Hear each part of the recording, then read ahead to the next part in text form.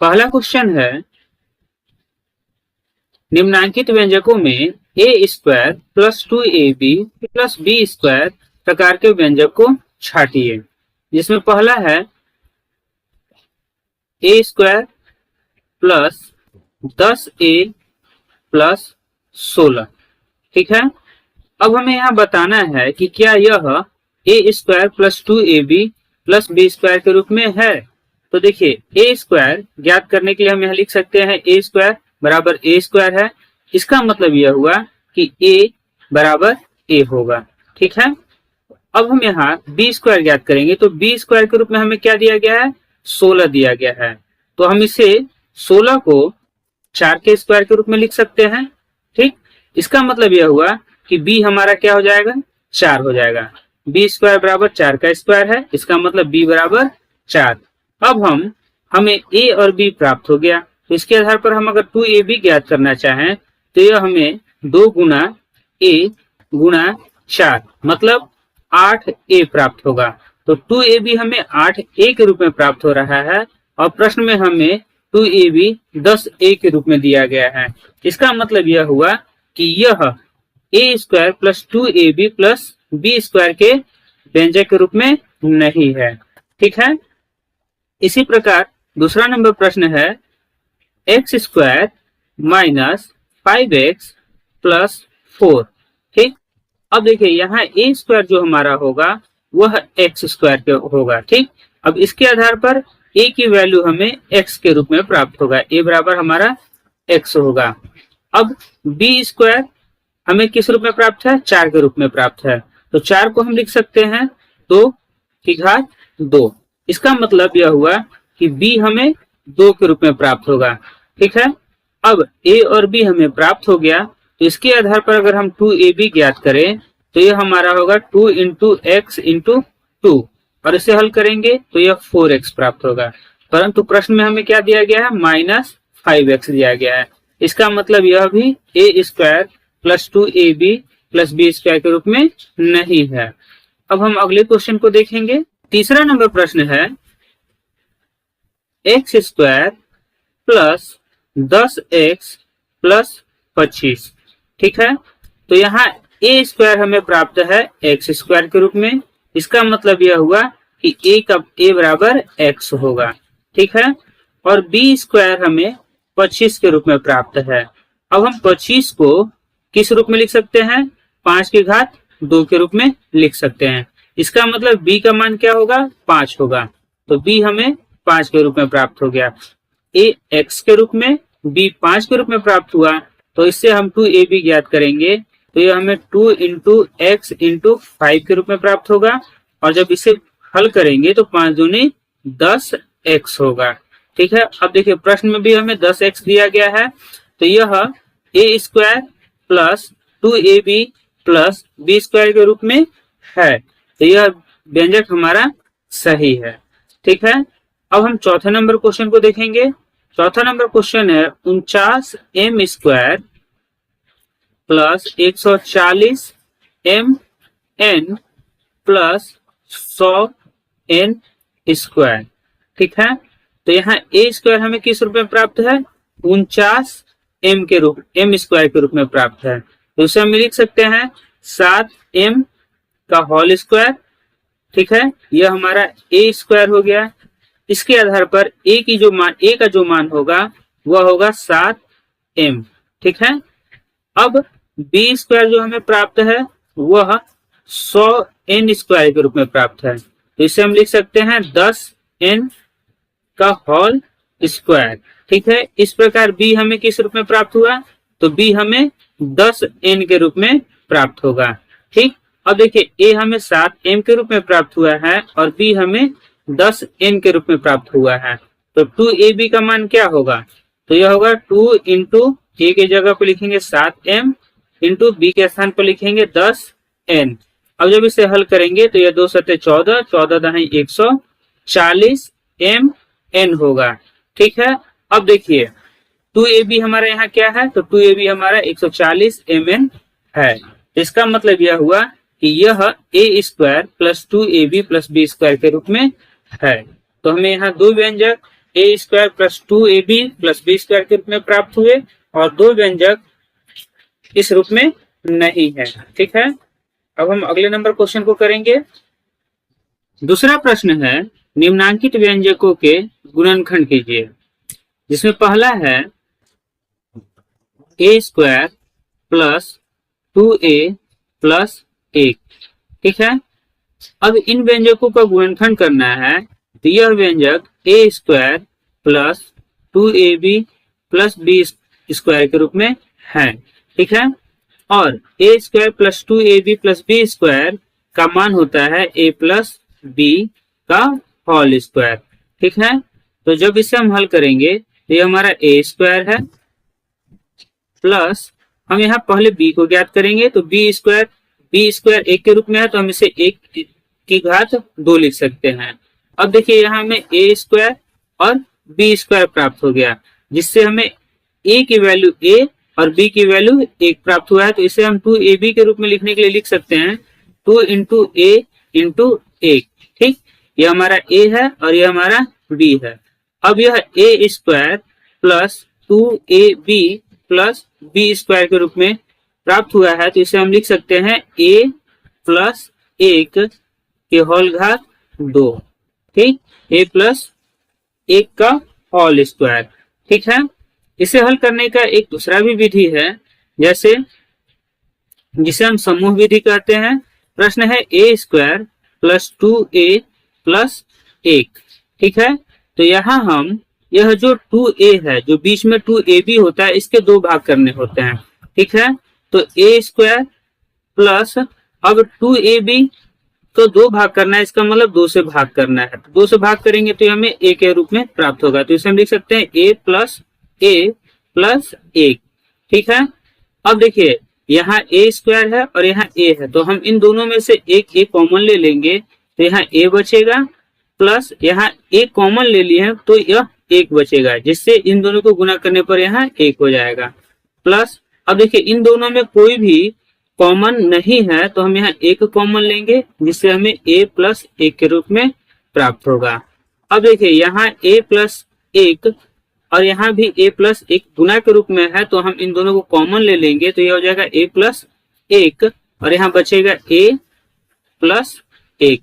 तो देखिए यह हमें a प्लस 1 के रूप में प्राप्त हुआ है और यह 2 बार प्राप्त हुआ, तो इसे हम लिख सकते हैं a प्लस 1 का होल स्क्वायर। ठीक है, तो हम अगर सूत्र के हिसाब से चलते हैं तो इसे हल करना आसान है, और अगर इसे हम समूह विधि के हिसाब से करेंगे तो यह थोड़ा लंबा होगा। ठीक है, अब हम अगले नंबर क्वेश्चन को करेंगे। दूसरा नंबर है 36 plus 12x plus x square. ठीक है, अब देखिए यहाँ हम a स्क्वायर के रूप में 36 को लिखेंगे, तो यह हो जाएगा 6 का स्क्वायर प्लस अब हम b स्क्वायर के रूप में x स्क्वायर लिख सकते हैं।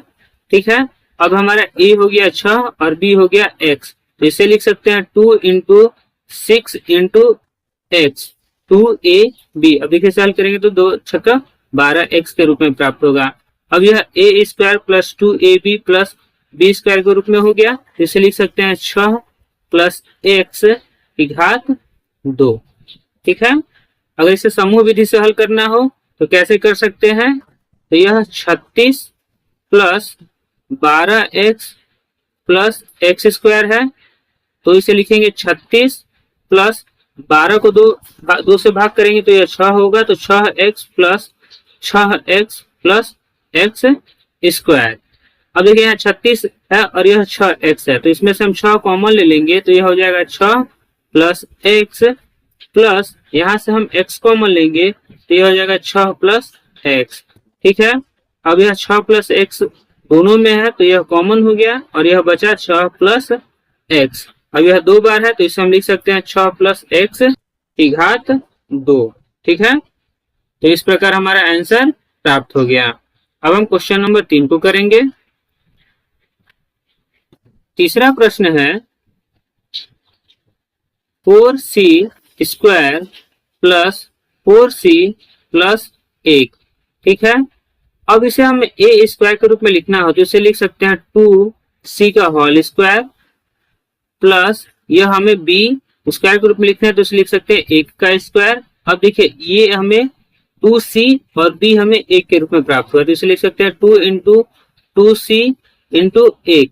ठीक, अब यह a square plus 2ab plus b square के रूप में प्राप्त हुआ, तो इसे लिख सकते हैं 2c प्लस 1 का होल स्क्वायर। ठीक है, और इस प्रकार हमारा यह आंसर हो गया। अब हम चौथे नंबर क्वेश्चन को करेंगे, तो यह है 36 x square plus 60 x plus 25। ठीक है, तो इसे लिख सकते हैं हम 6 एक्स का होल स्क्वायर प्लस हम यहाँ बी स्क्वायर के रूप में इसे लिख सकते हैं 5 इसका स्क्वायर। अब यह a हो गया और यह b हो गया, तो इसे लिख सकते हैं 2 इंटू 6 एक्स इंटू 5। इसे हल करेंगे तो यह 60 एक्स के रूप में प्राप्त होगा। अब यह a square plus 2ab plus b square के रूप में है, तो इसे हम लिख सकते हैं 6 एक्स प्लस 5 का होल स्क्वायर। ठीक है, और यही हमारा आंसर होगा। अब हम अगले नंबर क्वेश्चन को करेंगे। पांचवा क्वेश्चन है 9x square plus 6x plus 1। ठीक है, तो इसे a स्क्वायर के रूप में लिखने के लिए हम लिख सकते हैं 3x का होल स्क्वायर प्लस इसे b स्क्वायर के रूप में लिखने के लिए लिख सकते हैं 1 का स्क्वायर। अब यह 2ab के रूप में लिखना है तो इसे लिख सकते हैं 2 इंटू a के स्थान पर लिखेंगे 3x इंटू b के स्थान पर लिखेंगे 1, तो यह हो गया 2ab। अब जब यह a square plus 2ab plus b square के रूप में हो गया तो इसे लिख सकते हैं 3x प्लस 1 का होल स्क्वायर। ठीक है, इस प्रकार हमें आंसर प्राप्त हो जाएगा। अब हम क्वेश्चन नंबर 3 को करेंगे।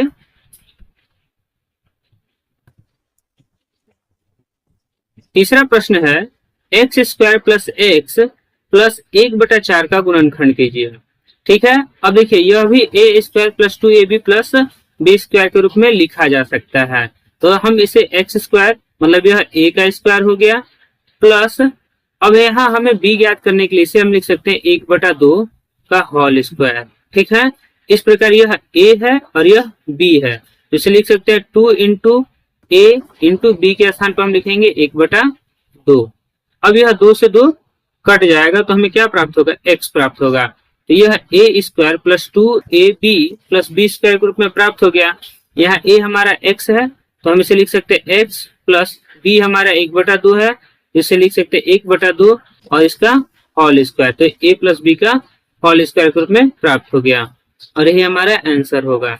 ठीक है, अब यदि इस प्रश्न को हमें समूह विधि के द्वारा हल करना होता तो हम कैसे कर सकते थे, तो देखिए यहाँ एक्स स्क्वायर है प्लस यह x को हमें 2 भागों में बांटना है, मतलब x में हमें क्या करना है 2 से भाग करना है, तो भाग करेंगे तो एक भाग हमारा होगा x/2, दूसरा भाग भी हमारा x/2 होगा प्लस 1/4। अब देखिए इसमें भी x है और इसमें भी x है, तो हम यहाँ से x को कॉमन ले लेंगे तो यहाँ एक बार x बचेगा प्लस यहाँ 1 बचेगा 1/2। ठीक है, प्लस अब देखिए इसमें हर में 2 है और यहाँ हर में 4 है, तो हम यहाँ से 1/2 को कॉमन ले सकते हैं, तो हो जाएगा x प्लस 1/2। ठीक है, अब यहाँ x plus 1/2 into x plus 1/2 हो गया। ठीक, अब हम इसे लिख सकते हैं x प्लस 1/2 का होल स्क्वायर। ठीक है, और यही हमारा आंसर होगा। अगला क्वेश्चन है p square plus 5p plus 25/4 का गुणनखंड कीजिए। तो हम यहाँ p स्क्वायर प्लस अब देखिए यह हो गया a स्क्वायर और यह इसे हम b स्क्वायर के रूप में कैसे लिख सकते हैं, तो लिख सकते हैं 5/2 का होल स्क्वायर।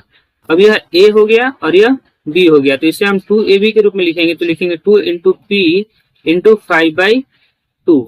ठीक, जिससे यह 2 और 2 कटकर 5p के रूप में प्राप्त हो जाएगा। यह a स्क्वायर हो गया, यह 2ab हो गया और यह b स्क्वायर हो गया, तो इसे हम लिख सकते हैं p प्लस 5/2 का होल स्क्वायर और यही हमारा आंसर होगा। ठीक है, अब यदि इसे हम समूह विधि से हल करना चाहें तो इसे कर सकते हैं p square plus 5/2p 5p/2, क्योंकि हमें इसके 2 बराबर भाग करने होते हैं, इसमें 2 से भाग करते हैं। ठीक है, 25/4 को हम लिख सकते हैं 5/2 का होल स्क्वायर। ठीक है, अब इसमें हम p कॉमन लेंगे तो यह p प्लस 5/2 होगा, प्लस यहाँ 5/2 कॉमन लेंगे तो यह हमें p प्लस 5/2 के रूप में प्राप्त होगा। अब यह इन दोनों को एक बार लिख सकते हैं, p plus 5/2 into p plus 5/2। अब यह 2 बार है, इसे हम लिख सकते हैं p प्लस 5/2 का होल स्क्वायर। ठीक है, इस प्रकार हमें आंसर प्राप्त हो गया। इसी के साथ इस अभ्यास के सारे क्वेश्चन हो गए। अब हम अगले वीडियो में नए अभ्यास के साथ मिलेंगे, तब तक के लिए धन्यवाद।